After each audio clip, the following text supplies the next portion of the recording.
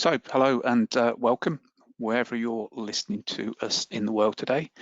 My name is Ash Giddings from Help Systems, and today we're going to talk to you about server consolidation and how to use Performance Navigator predominantly on Power systems and platforms that run on Power, but there's some bits of interest on other platforms as well. So I guess we should introduce yourself. Randy, do you want to go first? Yeah, thanks, Ash. Welcome, everybody. My name's Randy Watson. I've been with Help System now for about 2.5 years. They acquired the company that me and my partner started 30 years ago. And so I've been in the capacity and planning business for that long, and all focused on power. But as Ash mentioned, it's not just IBMI, although we may focus on that, but we're interested in tracking the hardware itself, so therefore we have to track BIOS and AIX and Linux and all of that stuff, particularly when we're talking about server consolidation. So welcome everybody and look forward to our discussion. Great, thanks Randy. And I've been at Help Systems for just over 15 years now. So I had various technical roles. I had a product management role, but I tend to be focused in pre-sales now, predominantly in the systems management and performance side of things. That tends to be where I focus. I sit on the Common Europe Advisory Council over here in Europe, so we get to hear and help IBM with the direction of the platform, and I'm an IBM champion for 2021. So what are we going to talk about today? We're going to start by talking about profiling your existing workloads, be that on IBMI, AIX, Linux, BIOS, or even Solaris or HPUX. The key starting point about any form of consolidation is knowing what you've got. Next, we'll show you how to find your peak days. Again, unless you know your peak days, you can't really start to think about server consolidation. We'll then show you how to merge those workloads, that mixed bag of peak days, before adding some growth. We'll finish up by putting everything together to see what that mix will look like on some potential or proposed hardware. And today's webinar will have a live demo in it.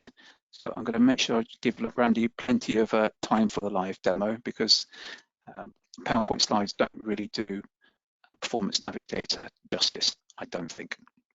So let's talk about why server consolidation. I guess ultimately it's predominantly of the reasons for doing it is down to costs, whether that's software maintenance, whether that's hardware related, often third-party vendors. They charge. The more processing power you have, the more servers you have, typically, the more you will pay. Also, licensing and staffing. The rule of thumb is, again, the less servers you have, the easier it is to manage.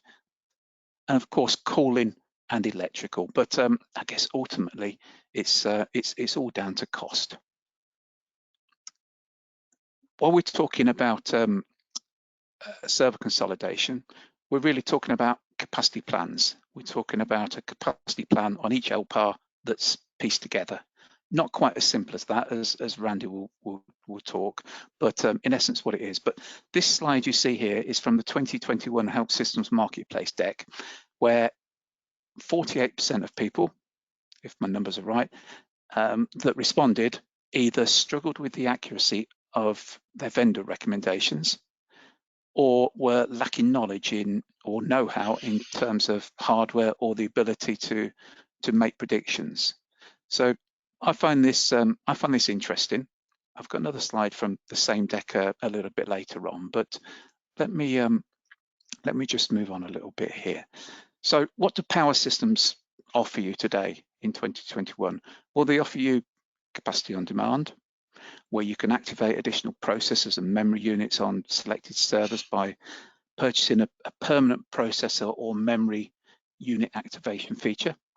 So you can adapt to unexpected performance demands. What else have you got? You've got trial capacity on demand, useful if you need to test new features or evaluate changes to your infrastructure. And again, this can be processor or memory linked. There's no charge for that short-term option. I'm not sure how short the short-term option can be. I'm not sure if it's linked to 70 days, but anyway, there is no charge for that. You've also got elastic capacity on demand. So this allows you to temporarily activate and deactivate processor cores and memory. This used to be called on and off, or on/off capacity on demand. And then you've got Power Enterprise Pools 1 and 2. And these provide flexibility for systems that operate in a group or a pool of resources. And these operations provide flexibility for when you manage large workloads in a pool of systems, and helps rebalance the resources to respond really to business needs. And much of this is managed and controlled and under the guise of Power VM. And Power VM is sold with around 70% of power systems, which surprised me a little bit. Anything to add to this, Randy? Yeah, Ash, I'd like to say that years and years ago when we were doing capacity planning, it was all about basically, they were all on-prem, and before the cloud storms that we're in now. And we're basically talking about how many cores you needed to last you X number of years, right? That was normally the process. And of course, as you mentioned, a lot of that has to do with the cost of not only the hardware, but software as well. All the features you're seeing here, and they keep evolving, which keeps us busy that are in the capacity planning business anyway, is the attempt or process by which IBM, through Power VM, which is the virtualization manager, gives you options to have a cloud-like flexibility from a financial standpoint on an on-prem solution. And as I mentioned, they keep changing, adding features to what you can do and so forth. As a matter of fact, for those who may not know, February 23rd, IBM's going to make another announcement to add some more bells and whistles to this flexibility on-prem. And this becomes more and more important when we're talking about server consolidation, especially if it's even within a company. But if we have any MSPs or cloud vendors on the call here, obviously it's that you live and breathe by this day to day, because that's sort of what you're doing. You're consolidating a lot of customers' workload on one or more multiple frames. So it certainly is a more complex to try to figure out exactly which one of these knobs you can turn to get the most cost performance benefit. Yeah, spot on, Randy. So we talked about at the start, profiling your existing workloads. If you don't know what you've got, you don't know what to do with it or where it's going to go. Here's a slide again from the 2021 help systems deck. This one surprised me a little bit. So this talks about how many power servers do you have. So the majority of the people, nearly 60%, even in 2021, had 2 to 5. So I expected this.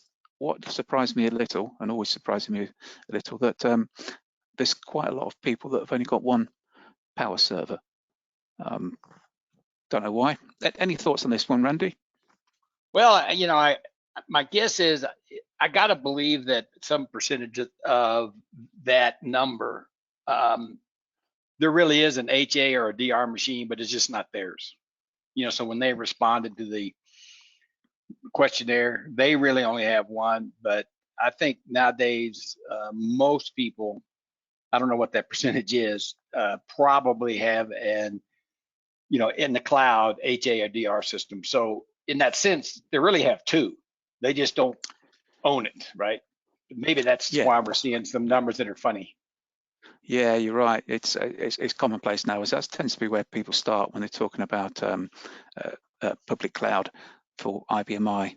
They tend to have their DR or the HA at least to start with in the cloud, just to see how it goes. And hey, that's a great way to get started. Profiling your existing workloads. Now, there's lots of free performance-related data out there, both for IBMI, for AIX, for Linux, for VIOS. You've got NMON for I, you've got collection services, Oracle and HPUX, those are equivalent to. But often these days, you tend to find that people have experience in one of these areas, but you don't find it's not very common for people to have experience with all these platforms. Even though we all have to look after them under the guise of Power Systems, it becomes quite an art, I should say. And when we're talking about consolidating these workloads, often we have to handle this mix, or this kind of mix, particularly if you're running IBMI, you're probably running VIOS as well. You're starting with a mix. So we're really talking about a frame versus LPAR, capacity planning and profiling, Randy. Why is that important, Randy? What that particular frame versus individual partition capacity planning? Well, when you're talking about server consolidation, as we mentioned, that you're really talking about trying to get the most cost performance, equation for your company, right? And oftentimes, what we find in corporations, as you mentioned, you have the IBMI, silo, and then you have the AIX/Linux silo, and those typically are two different people or two different groups of people. We find still today companies that have both operating systems running on dedicated machines. In other words, AIX is running on its own frame. Say there's 10 or 20 LPARs over there, and IBMI is running on it.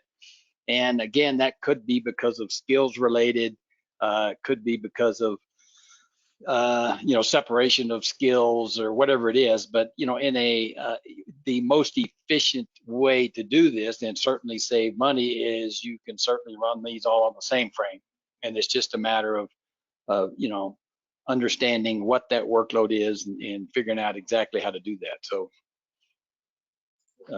that's important to communicate with that.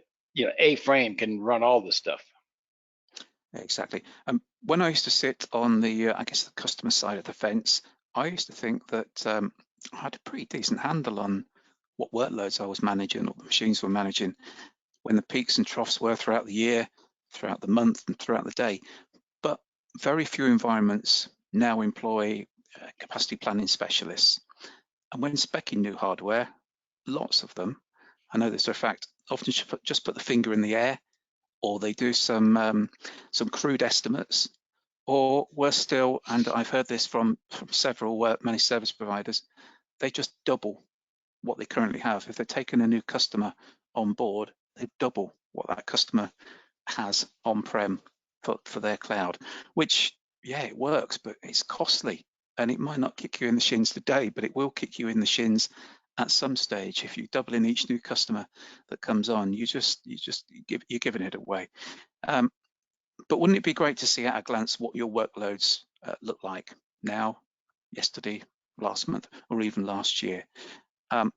Disk and disk options have changed over the years, but disk is still the slowest moving part of any environment, right, Randy? Exactly.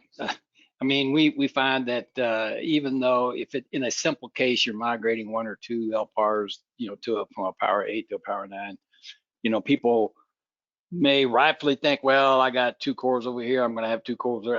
I don't have to worry about, how many cores because I have the licenses and so forth, which could be true. But you have many disk, 6, 7 disk options. And of course, the performance of how well your cores or your processor runs is heavily dependent on the disk and the memory, right? So there's a cost performance equations on many of those options, right? The other thing I wanted to mention here, talking about profiling, and you said this a couple of times, that in order to profile your workload, you have to have historical data. So in a perfect world, every company should have a year's worth of data. And because you see the whole annual cycle. Most people don't, but that's exactly what Performance Navigator is designed to do on the host side, regardless of the operating system, is to keep years, as a matter of fact, of data. But certainly, let's say you just want to look at the last year. That way you can actually see, when your peaks and valleys are and better understand or quote profile your workload versus just looking at last week and saying, well, this is a slow part of our year.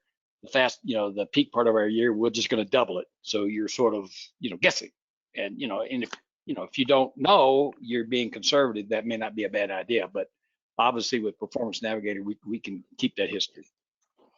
Yeah, and I guess it's a good time to introduce what we're really going to talk about today in Performance Navigator. You mentioned about keeping a year's worth of data. If we're talking about IBMI, this is collection services data. It's great data, it's detailed data, but it takes a lot of space up. Performance Navigator uses that raw collection services data, but overnight, at midnight every day, it condenses it, it compacts it, and you can keep around a year's worth for the cost of about 70 megabytes. So it's incredibly tiny. And I know some of the machines we've got, go back years and years and years. So incredibly powerful. So Performance Navigator is part of the robot product line. It caters for AX, Linux, FiOS, plus the other two platforms, Oracle, Solaris, and HP UX. And it's used both by IBMI shops, so direct customers. It's used by business partners. It's used by IBM TechLine. Well over 1,000 data centers and business partners use it worldwide. And I described it on a recent demonstration of a techie's dream. You can really get your hands dirty with it because there's so much in it. Real kind of number crunching tool that also appeals to managers as well, because it produces reports, high level reports, and then the devil behind the detail. So a great product, and we're going to try and free up as much time as we can to actually show you it rather than just talk about it today. So before we get on to identifying peak days with ease, I'm just going to run a quick poll question, if I may. So let me see if I can launch that. So we're just about to talk about kind of identifying peak days. So how do you do that currently? How would you identify peak day in let's say an IBMI workload? Maybe you know your workload, but so maybe you used another tool. Maybe it's a manual exercise. Maybe you think you know it and you go into performance tools and check around. Maybe you guess, or maybe something else. So I'll just let that run for a few more seconds. Still getting some in. Let me close that out and share that. And hopefully you can see that. Any thoughts on that, Randy? But that was good that 40% of you at least have Performance Navigator. So hopefully those who either own a license or have used it on the bequest of IBM or your business partner can sort of understand how it all sort of works in this context of SIR consolidation. Obviously, for the other 60%, hopefully you'll see some of the advantages of what we bring to the table to make this process much easier. Excellent, excellent. And let's go back to the presentation, and hopefully that's moving on nicely. Yes, yeah. So identifying peak days with ease. Now, if you're looking to consolidate and your mix of workloads peaks and troughs like this, great. As you can see in here, each one of these humps or hills is a different kind of workload,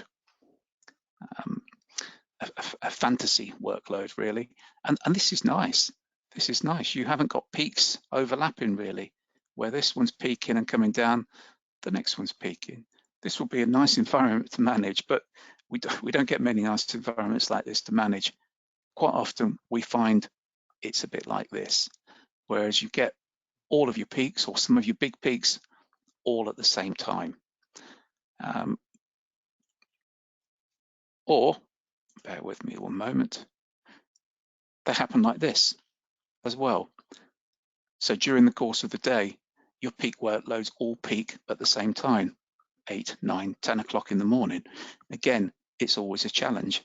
So what can we do, and how can we help you with that? Randy, what do we see here? This is key, isn't it? This is important, and from the HMC.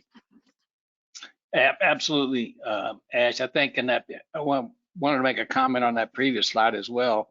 I don't know if you noticed that, not only is it important to figure out what your peak day is, or your peak workload, right? Now let's talk about finding a peak 24-hour period.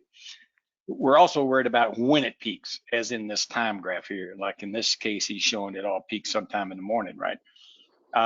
Now, it's important to understand that, particularly when you talk about server consolidation, because if they all peak at a different time, then you need less resource. And of course, when you do server consolidation, that's the other thing, because we're talking about time now, you might have to think about time zones. So that also, because every machine, 12 o'clock is 12 o'clock, but physically in the time zone the machine is in, it's obviously going to be different. So when you're doing some analysis, you have to also be conscious of time zones of all these LPARs you're trying to consolidate. Now, getting back to the HMC graph that Ash has broken up, just there's on the latest, if you're on a fairly late version of the HMC code, if you go to the profile of an LPAR and you click the advanced tab, which Ash is pointing to down there, you need to check this enable performance information collection on every LPAR, on every machine. There is absolutely no downside. I technically don't understand why IBM even asked the question, but they do, and the default is off, and it should be on, because that allows collection services and Inmon to get more visibility into the virtualization parts of the server consolidation, which we need in the server consolidation business, right? And specifically, we're talking about pools, virtual shared pools, what's left in the pool, that kind of information. So if you don't check that box, you don't get that information. So it's important that everybody goes through, and it's pretty simple. Just go through and check all that. You do have to do it one at a time. I don't know of a way to mass do it if you have hundreds of LPARs, but it's important that you at least get this information. Yeah, certainly. And with that information, this is how we start to use Performance Navigator. So Performance Navigator, what we see here, we see an IBM I partition, HAL 720 P6. And what are we seeing here? We're seeing a CPU percentage graph here from September 2019. As you can see, it's pretty standard. We seem to hover around 15%, but hey, we've got a big spike here. We've got a big peak. And Randy, why are peaks so important when we're talking about server consolidation and capacity planning? Well, we talked about, obviously, when these peaks happen, depending on the importance of the peak, we need to be able to handle that workload. And again, it's a matter of when it happens. Like in this case, it was like 4 o'clock or right after 4 o'clock. Now, if that was a backup job that nobody really cares unless it doesn't finish before 6 or 7 in the morning, then maybe nobody cares, right? I mean, so, but you need to understand it, right? And during the demo, we'll show you how the product can actually figure out exactly where the peak days are, but there is some subjectiveness to it that you, the user, might have to, your understanding of your own environment, decide this is what I want to use. But ultimately, you're going to wind up using a peak day to model, during the server consolidation. But yeah, like I think Ash was showing, make it pretty easy here, don't we? Yeah. So there's this peak here that we've drilled down into, and we've drilled down into it because it is a real peak. It sticks out like a sore thumb. We've drilled into that, and we can see what was running at that particular time and sort by any of these columns. And it literally takes a few seconds to actually get this. And then if you decide this is an anomaly, this is not typical, so this is not a typical day, we can find the next typical day or the next peak day. It's that easy, and Randy's going to show you how we do that. It's a lot harder if you're doing that manually than with Performance Navigator. So for many, this visualizing or seeing proposed consolidated workloads, let's assume you've got I don't know, you've maybe got 3 or 4 servers that are split in different regions, each running different workloads, a number of partitions on each. It's manual, it's number crunching, it's long-winded. It involves a lot of counting on fingers and a lot of number crunching in Excel. And there has to be a better way. I was using Excel. Probably the last time I did a capacity plan, I was using a Best One between a combination of that and Excel, but there is a better way. And what we see here, let's assume you've somehow managed the performance of your Power Systems workload. So that's AIX, IBMI, Linux, and BIOS. Different skills are needed to gather that data to start with. There's different processes to start that. It's not all running collection services. You've then got to process it and make decisions from it. Maybe you have different disks on one server compared to another. I wonder how you cater for that in Excel. So this is what we see when we use Performance Navigator, and the real kind of light bulb moment will be when Randy actually demonstrates this. So this is basically 5 machines here, or 5 partitions that I've selected, and I've said I want to consolidate these. And as you can see, at a glance, I can see exactly what these totals are for these partitions here. And this is fantastic, absolutely fantastic. But hey, hang on, what about if if the business starts doing well and it starts growing? You can do that in Performance Navigator as well. So remember, Flatiron was one of the systems that was in our consolidated group, one of the ones we're looking to consolidate. We can add some growth figures in here. We can add it as simply or as detailed as we like. And we can also trend that. So we can say, well, this is going to happen over X number of months or X number of years. Again, you can do that manually, but it's hard work. It's really hard work. Whereas you can pop that straight into Navigator and it does that legwork for you. But kind of how do you know what these figures are? How do you know how much you're going to grow?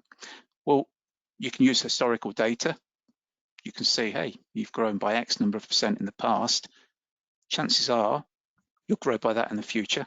But also make sure you talk to your business, find out about what their plans are. Talk to development. Are there any application changes being planned? Talk to infrastructure. Have they got any changes planned? That's how you're really going to understand your growth figures. And of course, Randy talked about time zones as well. Anything to add here with time zones, Randy, or what we've talked about thus far? Yeah, well, just as we mentioned, if you're consolidating lots of LPARs on a single frame, it's important to understand the whole frame, not just each individual LPAR. And when it comes to licensing software and how many cores I'm going to let that software run on, and when does the virtual pool peak versus an individual LPAR, this is when this could become important. I mean, if 2 systems both run their backups, let's say, or batch jobs, and they run for an hour at 100% busy, let's say on 2 systems, but one of them is 2 hours time zones away. Well, you don't need twice as many cores to run that workload if you consolidated it, because they're running in, they're running off. They're not running at the same time. Therefore, you're not going to chew up as much. So it could make a significant difference in activations, software licensing, and so forth. So it becomes very important, along with all the virtualization options that we'll talk about. Mm-hmm. So I guess we've seen the importance of having historical data. We've seen why it's important to identify peak days on each of these partitions or workloads that you're looking to consolidate. We've seen how you can group those together and simulate some growth. But wouldn't it be nice to picture what those partitions or those workloads would look like on some proposed new hardware? That's exactly what you can do with Performance Navigator. You can select a machine in this model drop down, and this is kept completely up to date. You can pick a model, and then on the right hand side you get a picture for your projected workload. You can see your partitions that you've picked here. All of mine are listed down the left hand side there, with what you've said they're likely to grow over the I think this was a 3-year period. This was a 3-year period, and you get a picture for what it's going to look like when that's projected out. Now, I'm going to get Randy to show you all of what we've talked about so far, as if to underline and emphasize what we've covered. So Randy, I'm going to make you the presenter, and if you'd like to share your screen. All right, thanks, Ash. Hope everybody can see my screen now. So I'm looking at my client, and it is a Windows client. For those 40% of you that have used or have seen Performance Navigator, we use the client access or the ACS ODBC driver to access the eye. On AIX and Linux, there's a single file that gets created every night with historical data that you could obviously access it on your PC or a shared drive or whatever. So this is my client. If you have multiple operating systems, we have color coded them just for ease. So blue is IBMi, green is AIX, black is Linux, yellow is Solaris if you happen to have any of those. So just for color coding. And again, we do this as a service, help systems. So therefore, we get a lot of systems. And currently I'm connected to over 1,031 systems. And there's a lot of systems that I've terminated the connection. We have thousands of machines that we've uploaded data on. But this is why we have, my client has all these partitions on here. So again, getting back to what kind of re-emphasized, I'm just going to go to Flatirons, which is one of our systems at Help Systems, and we're just switching, and you can see it highlighted. Now you can see I have data back from January the 1st to 2000 to February the 15th, which is yesterday. Now you'll notice right here, you'll see it dipped. So this is a great example of why your understanding your profile is important. Now, right now I'm just looking at CPU. But you can see here that it actually dipped. Well, that's when I moved this workload from a Power 7 to a Power 9. And one might think, well, how come it didn't drop more? Well, we changed the configuration. So, if you think about how many cores we had on the Power 7 versus how many cores we have on the Power 9, you'll be able to determine that. As a matter of fact, we actually have a graph for that. So when you see things, particularly utilization, utilization is a percentage of something. Well, that's something in this world of virtualization changes all the time. So another way to look at this is by cores. So just looking at it at cores used and how they're configured and what the averages and max are. And you can see right here is when we upgraded. So we used to have a one virtual, and now we have two virtuals. We used to have a half a core, and now we have 0.1 core on the Power 7. Or Power 9.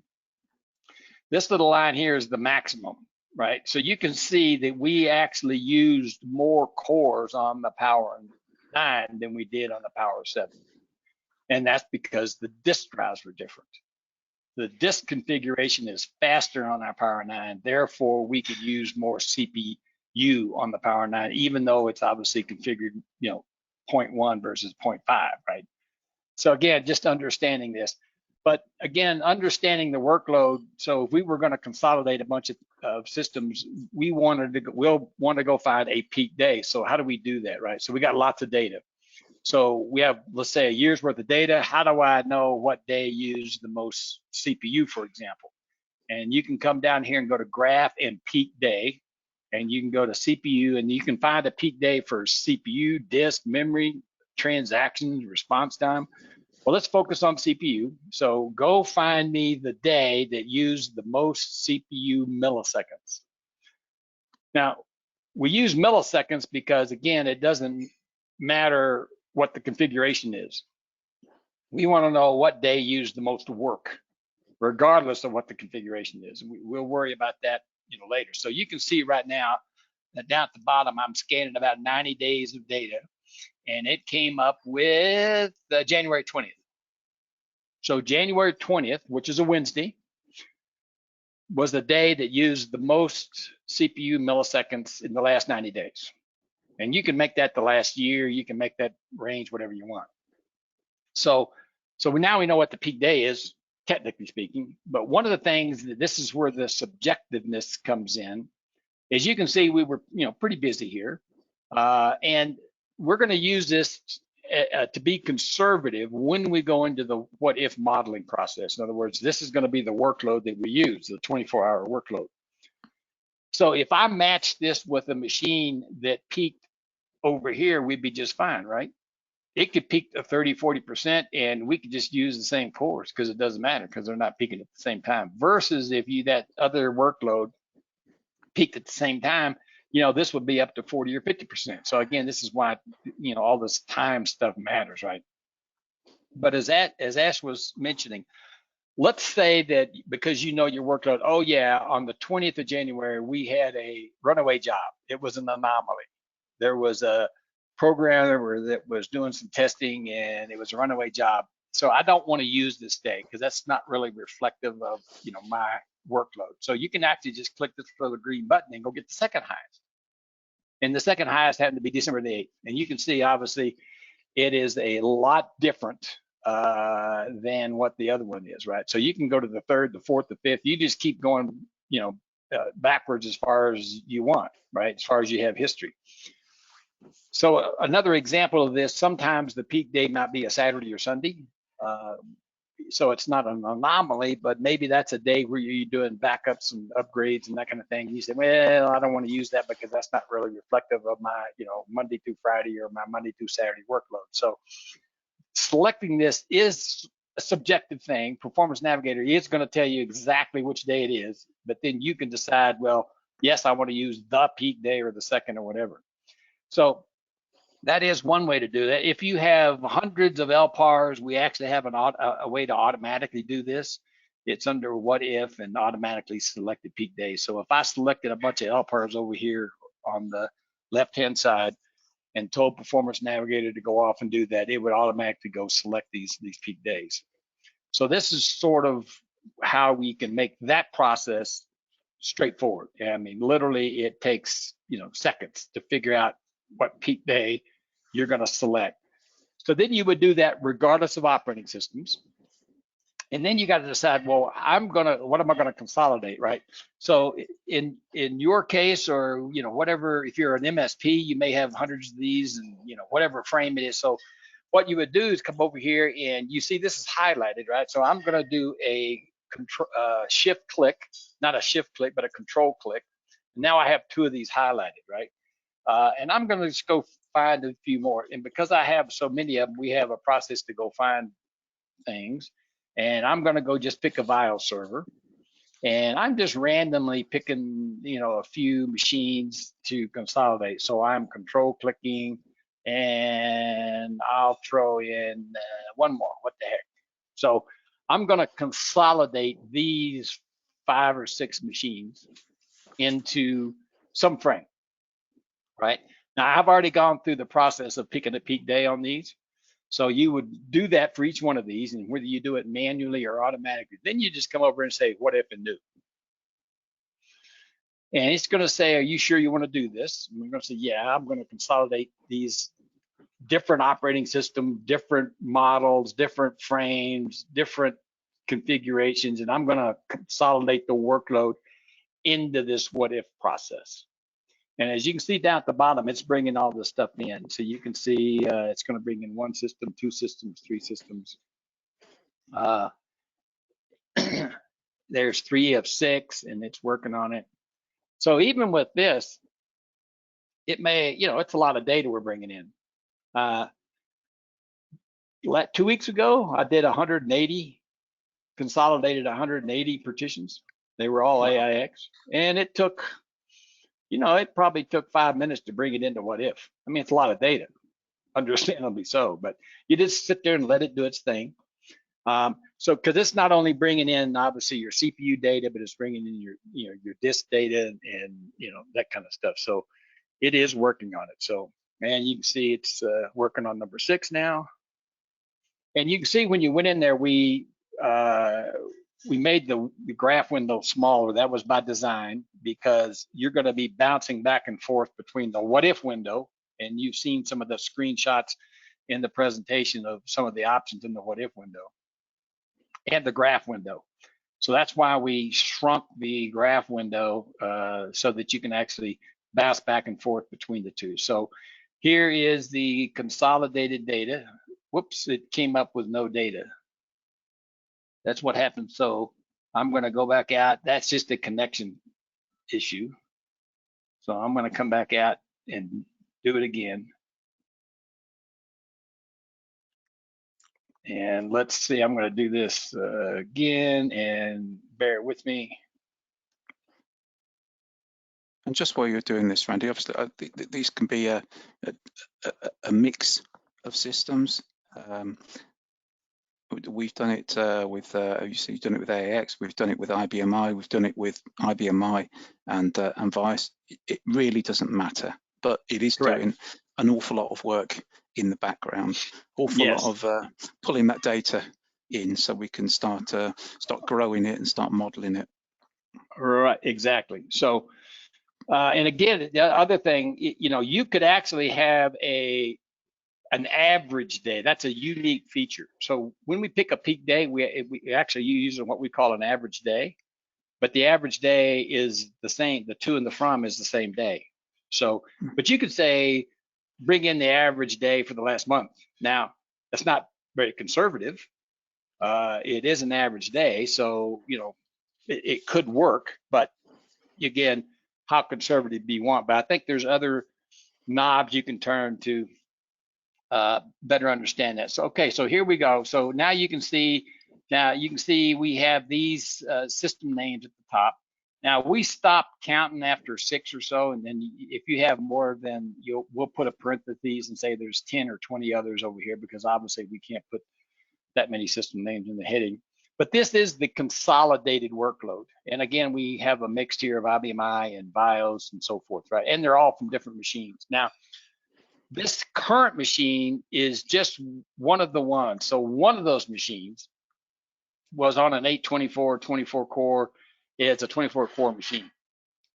Now, I don't know which one. Now, when you go into what if, we really don't know what you're trying to do. We just bring it all in, and that's when you could say, I'm going to select whatever machine. But let's say for this, just to show you, I'm going to assume that we're going to stick with this machine because that is one of these machines. I happen to know that BIOS server is on a 980. So I happen to know that's a big BIOS server. I think one of these two servers is probably that 824. But I'm going to come over here to the LPAR tab. And what I'm going to do is I'm going to say set to current performance. So if the source machine and the target machine are the same, we are just going to configure these LPARs like they are. Now, in this case, there's only one of those machines that is really the 824. So what happens on the others? In a BIOS may be the best example.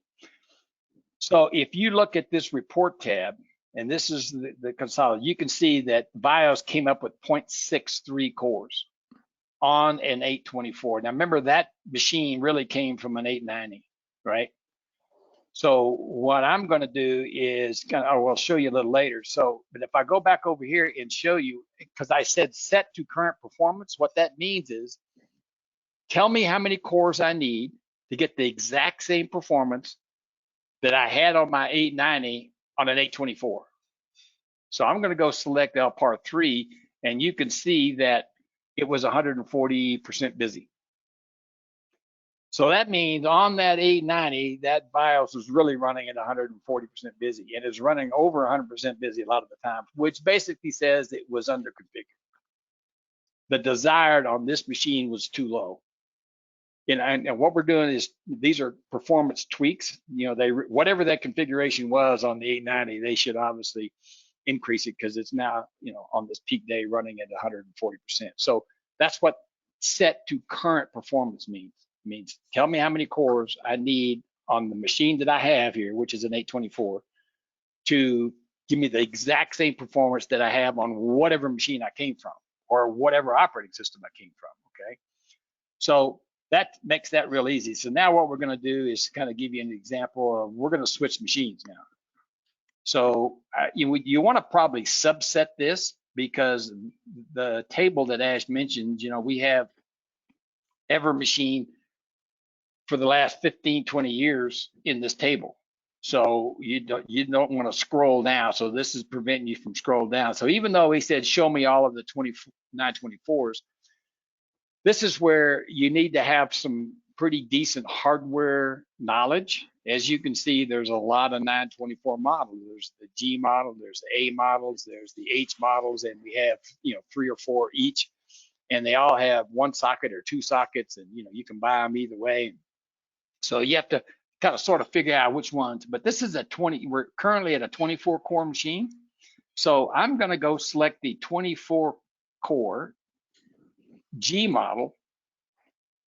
And then I'm going to come back over and on the LPAR, and I'm going to say set to current performance. So I changed the target, right? So now on an 824, you needed 0.64 cores to have that BIOS be 140% busy. On a 924, you only need 0.43.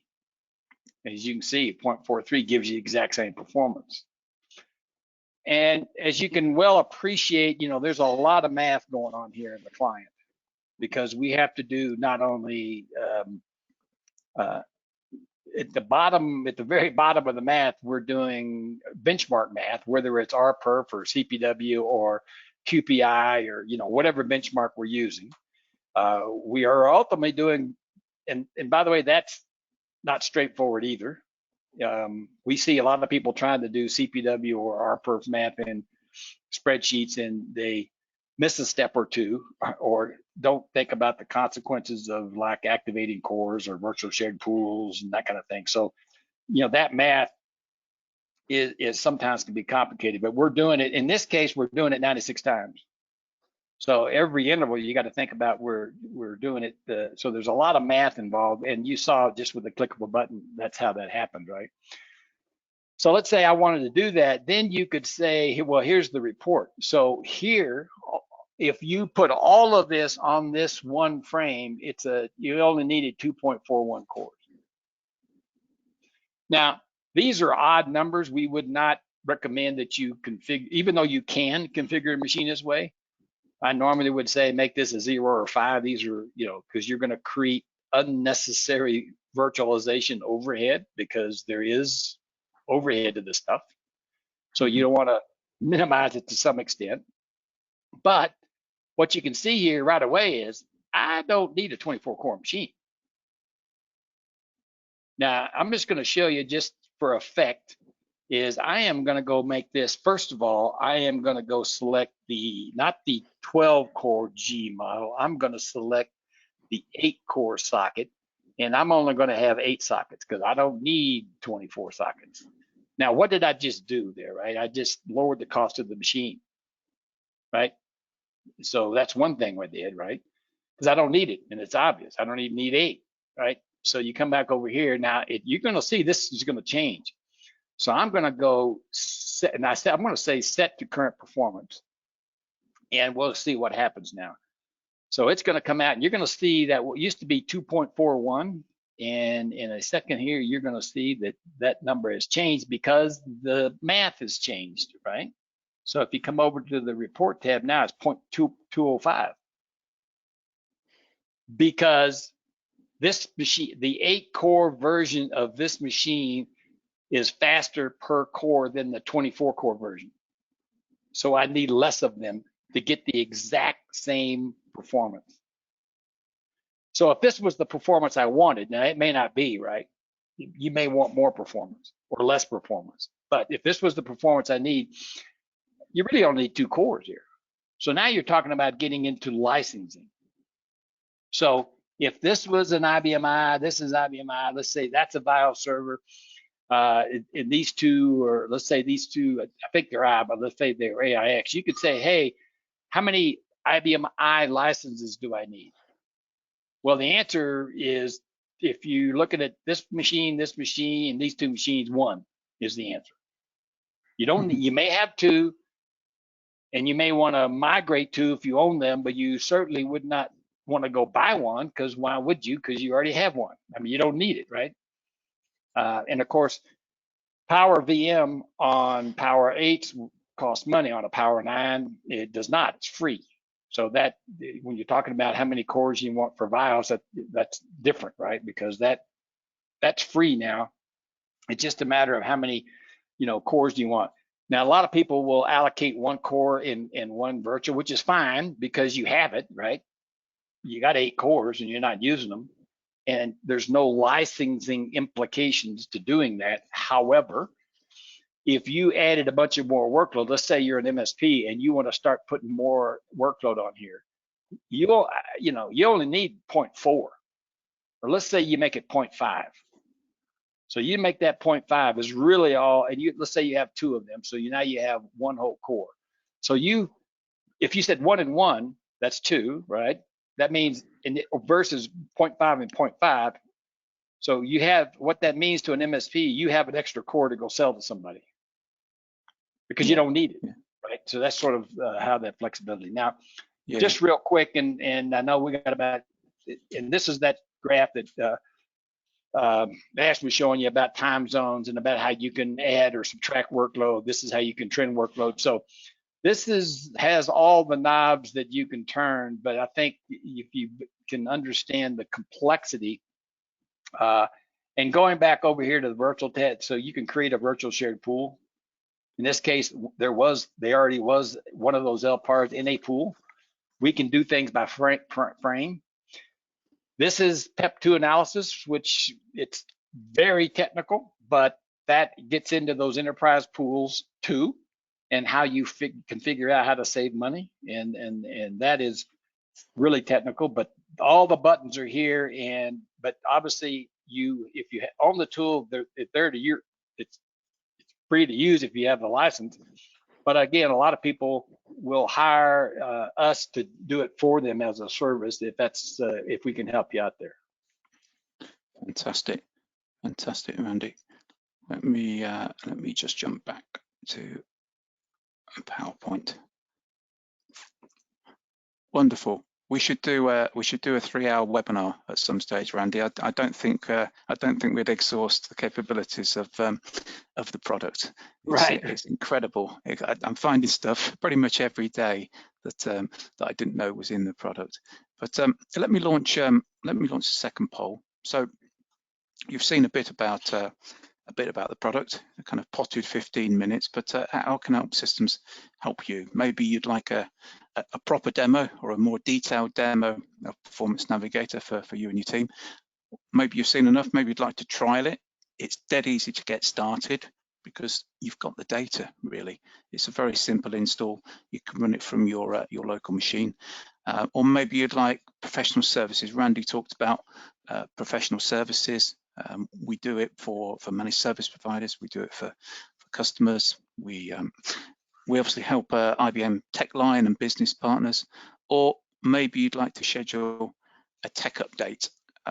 Me and my colleagues, we do literally hundreds of these a year. We talk about what's kind of keeping you awake at night. We talk about what we've done in recent development, and we reach some common ground. So we literally do hundreds of these a year. Let me just close that poll out. Thank you for your responses. And a little bit of housekeeping, really, after that fantastic web demo, Randy. So this is exactly what Help Systems do now. We've been on the acquisition trail. What we do is security and automation, not just IBMI, not just Power Systems, but pretty much any platform, whether that's on-prem or in the cloud. The tool we've looked at today, Performance Navigator, lives in the robot product line. Back in the day where Help Systems was just one product line, now I think there's 20, maybe 22 product lines. So it lives in the robot product line, so it gets lots of development airtime, and it's part of our roadmap going forward. As I say, this is just one of the products that we've got within Robot Performance Navigator. We have, as you probably know, we have scheduling, message management tools, we have backup and recovery, and these can all work independently, or you can start to knit them together as part of an integrated suite. And you'll see more of that in the coming months, actually, with the advent of something called Help Systems One, where we can deploy, license and dashboard multiple products, not just robot products, but other help systems products as well. Now, let me have a look. I did put a thing out for questions a while ago. Let's have a look. Forensics. You can. I can't see the one that's listed there. It's just gone off. It's just hidden for me. Can you see that? Well, Randy? one of them is Performance Navigator, is sold by Help System. That is correct. They did. It used to be Mid-Range Performance Group. For those who've been around as long as I have, that's the company that my partner and I started years ago. Was purchased 2.5, 3 years ago. So we're now part of Help System. So to either purchase a license or to get services, Help Systems is the place to go. And of course, if you want to reach out to Ash or myself, we can get you in contact with the appropriate person to help answer the questions there. Yeah, fantastic. Somebody's asked about forensics. Can you report on weights in Performance Navigator? Yes. So for some of those who are familiar, oftentimes when doing a capacity plan, it's inevitable that someone says, what caused that peak? Because they'll see a peak and they'll say, that should have never happened. So as you saw in the earlier presentation, we can drill down and figure out what caused it and all that kind of stuff. Well, one of those metrics is the weight buckets, which you might be familiar with iDoctor or JobWatcher. Well, fortunately, that data is in collection services, so you don't have to run those, have those products running in order to get your weight buckets detailed. It's a simple point and click, and you just give us a job name, and we will tell you the weight bucket. So it's fortunately all in collection services. Great. And here's one here that I can answer actually, Randy. PM400. Can you produce those kind of reports? Yes, we can. There's loads and loads of reporting in Performance Navigator, more than you can shake a stick at.